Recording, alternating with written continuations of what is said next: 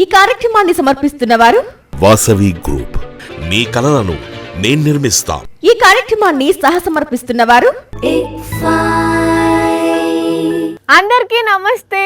గరం గరం వార్తలకి స్వాగతం. ఇవాళ కూడా మీకోసం చాలా వార్తలు పట్టుకొచ్చినాం. అంతకంటే ముందుగాల హెడ్లైన్స్. పవన్ ఓ పెయిడ్ ఆర్టిస్ట్ అంటున్న పొన్నం. పాపం పవన్ కళ్యాణ్ గారిని పెయిడ్ ఆర్టిస్టు.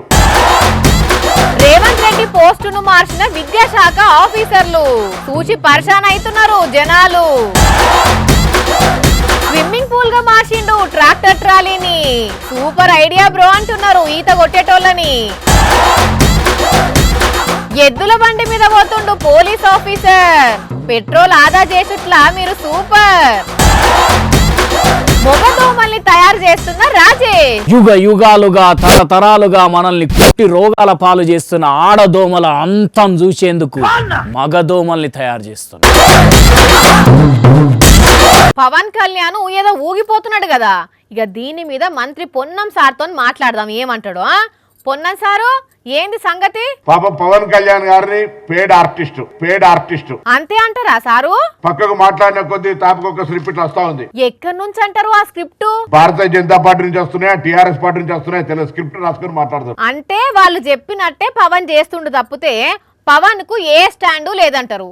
అంతేనా సార్? రేపు పొద్దున నిజంగా నాగర కూడా బాగా డబ్బులు ఉంటే నేను కూడా ఆయన ఒక పాత్రకి ఎంగేజ్ చేసి ఈ విధంగా మాట్లాడగలగడానికి అవకాశం. అన్నట్టు తెలంగాణ నవ నిర్మాణం అని ఏదో మాట్లాడిండు కదా, దాని గురించి ఏమంటారు సార్? అక్కడనే పీకలేకపోతుంది ఇక్కడే బిక్కుతాని అన్నట్టు తెలంగాణ మీ అయ్య జాగిరా అని అంటుండు. విన్నారా sir? Yes mister Pavan Kalyan, ఇది మా అయ్య జాగిరే, మా తెలంగాణ ప్రజల అయ్య జాగిరే, 4 కోట్ల ప్రజల మనుషుల యొక్క అయ్య జాగిరి. నీ అయ్య జాగిరి కాదు. ఆగో, అక్కడ అనిరుద్ రెడ్డి సార్ కూడా ఉన్నట్టున్నాడు. సార్తో మాట్లాడదాం. ఏంది సార్ పవన్ కళ్యాణ్ మాటలు విన్నారా? ఎవరు ప్యాకేజ్ ఎక్కువిస్తే వాళ్ళ దగ్గరికి పోవాలని ఉంటారు. ఏమో మరి. అసలు ఈ 2 సంవత్సరాలు అయింది కదా మీరు వచ్చి. ఈ 2 సంవత్సరాలలో నువ్వు హైదరాబాద్ లో ఎన్ని రోజులు ఉన్నావు? నువ్వు డిప్యూటీ సీఎం అయినాక విజయవాడలో ఎన్ని రోజులు ఉన్నావు? ఇక ఆన్నే ఏం చేస్తలేడు గాని ఈడేం చేస్తాడు తీ అంటారు. అంతేనా? సరే సార్, ఉంటున్నా. ఇక తెలంగాణ విద్యాశాఖ అధికారి రేవంత్ రెడ్డి, కలెక్టర్ ఉత్తమ్ కుమార్ రెడ్డి. ఓ పిల్లవాణి, ముఖ్యమంత్రిని విద్యాశాఖ అధికారి చేసినావు, మంత్రిని కలెక్టర్ చేస్తున్నావు. ఇదంతా ఆఫీసర్లు కాంగ్రెస్ కార్యకర్తలు గిట్లా వింటే ఏమన్నా ఉన్నదా అంటారా అనుల్లా? ఇగో నేనేం సొంతంగా గిట్లా చెప్తలేనుల్లా, 1కి 4 సార్లు చదివే ఈ వార్త మీ ముంగటికి పట్టుకొచ్చిన. కావాలంటే మీరే చూడండి, ఇట్లా ఎందుకన్నానో మీకే అర్థమవుతుంది. ఫ్లెక్సీల పెద్దగా రేవంత్ సార్ ఫోటో కిందనే జిల్లా విద్యాశాఖాధికారి సూర్యాపేట. ఇక ఇటు పక్కకేమో ఫ్లెక్సీలో ఉత్తమ్ కుమార్ రెడ్డి సార్ ఫోటో కిందనే కలెక్టర్ మెజిస్ట్రేట్ సూర్యాపేట. ఈ పనితనమంతా రాష్ట్ర అవతరణ దినోత్సవం సందర్భంగా సూర్యాపేట జిల్లా విద్యాశాఖలు చేసిందే.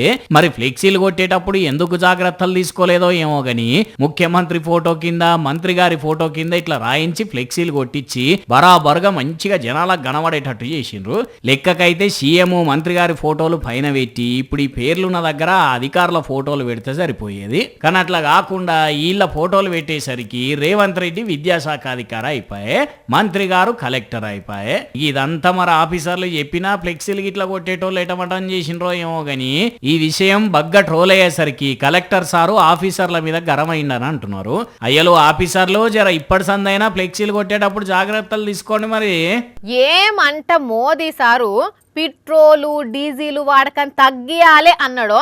కొందరు లీడర్లు అలా ఇంట్లోళ్ళు ఆఫీసర్లు బండ్లు కార్లు ఇడిచిపెట్టి సైకిళ్ళ మీద పోకుండా నడుచుకుంటూ పోకుండా వీడియోలు తీసి పెడుతున్నారు కదా.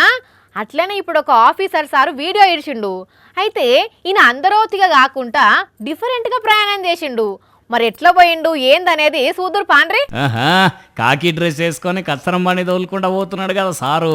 ఉత్తరప్రదేశ్ లో డిఎస్పీ పేరు రవికాంత్ గౌడ్. మరి మోడీ సారు పెట్రోల్ వినియోగం తగ్గియాలని చెప్పిన కాంచి వీళ్ళొకరు వీడియోలు తీసి ఇంటర్నెట్ లో పెడుతున్నారు. నేను కూడా ఒకటి పెడితే వైరల్ అయితా అని ఇట్లా ఎడ్ల బండి ఎక్కి తోలుతున్నట్టున్నాడు.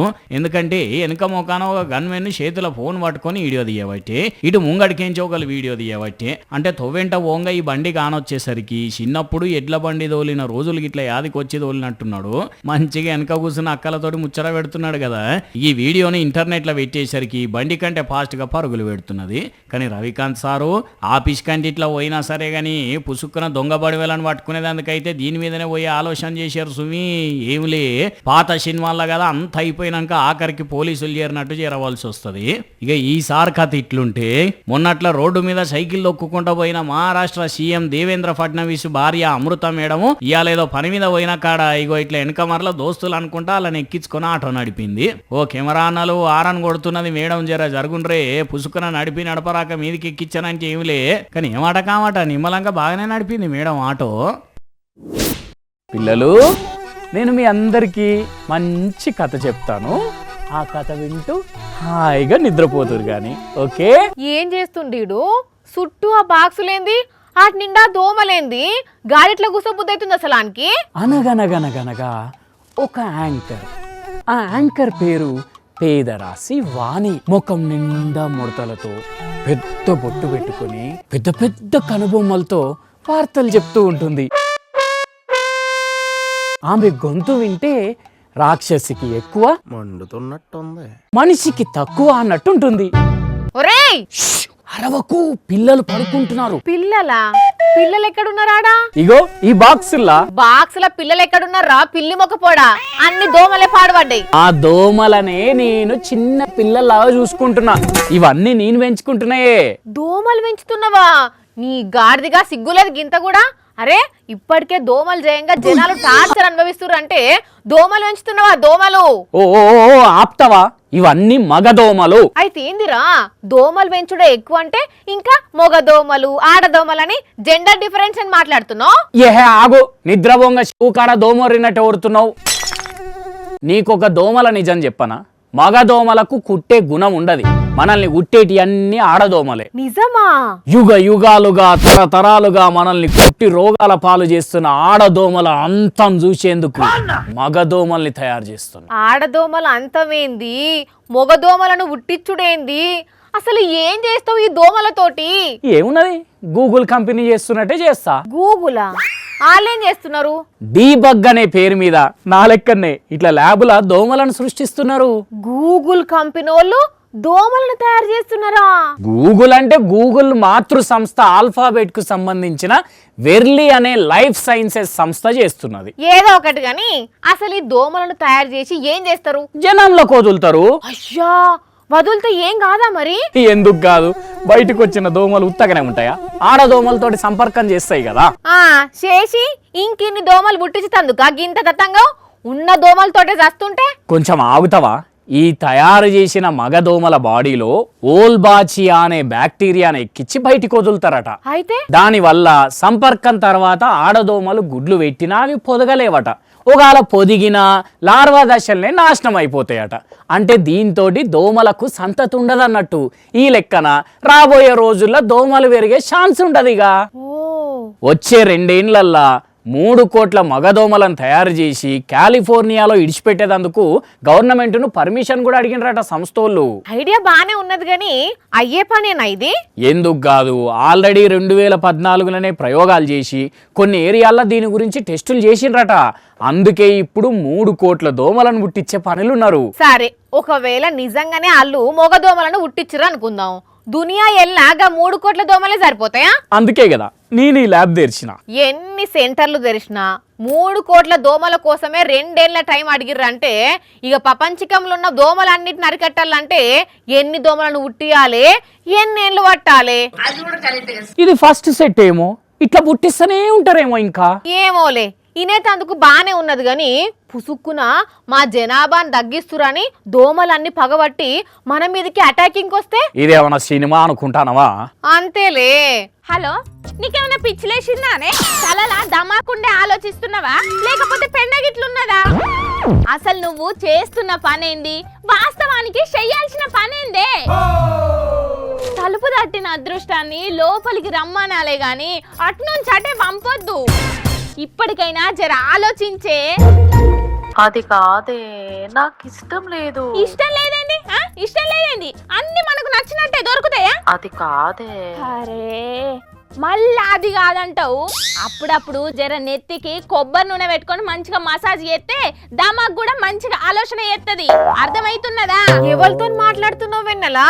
గంతగనం కోపం చేయబడుతుంది. నీ మొహం, నీ నెత్తి మీద ఉన్న సౌరం ఊసిపోను, నీ బీరువలున్న చీరలన్నీ ఎలకలు కోరక, నీ మేకప్ కిట్టు బూజు పట్ట.